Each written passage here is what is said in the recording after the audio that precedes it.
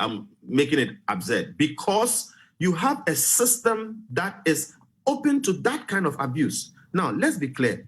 I made the point that we have developed a predatory elite which is not trusted, and that is why the public is crying.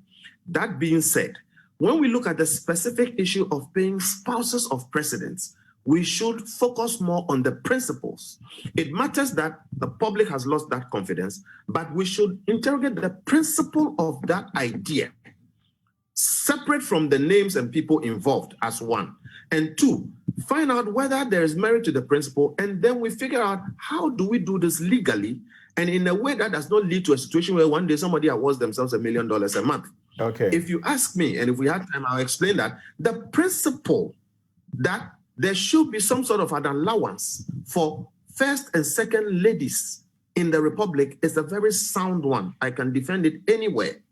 But there is nothing I can say to defend that they should continue to enjoy it after their husbands leave office. That will make sense. And when that is said, that the principle can be defended per se, then we come to how do we do it? And I agree with Professor Prempeh when he says that this is illegal on the face of it. We don't have to be doing illegal things.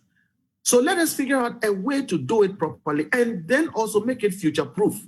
So somebody can come. So you are saying the Constitution doesn't name first or second ladies, therefore it has to go through a constitutional amendment. And this is an entrenched provision. We should go for a referendum because we want to pay our first and second ladies? No, I didn't say we should go for it. I said let us make sure it is done legally. The only legal way will be to go for a constitutional amendment, and this is an entrenched provision. No. Is it not? No, I disagree. There are so many ways, including conventions. Today, as we speak, there are all kinds of payments being made, including some allowances to first ladies, and I am not against it.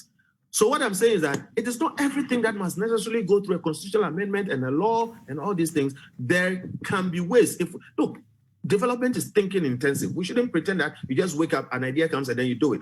It is possible to find a way. Look, you can even do it through the Chief of Staff's office. Okay. There are so many different ways. And I agree also with what Franklin Kujo said, that let us find specific roles for them, and that will give us value and justify paying them through some office or some other means. What I'm saying is that if we had the time, I can explain clearly how this can be done without a constitutional review. Okay, I'll return to you on it. Oliver.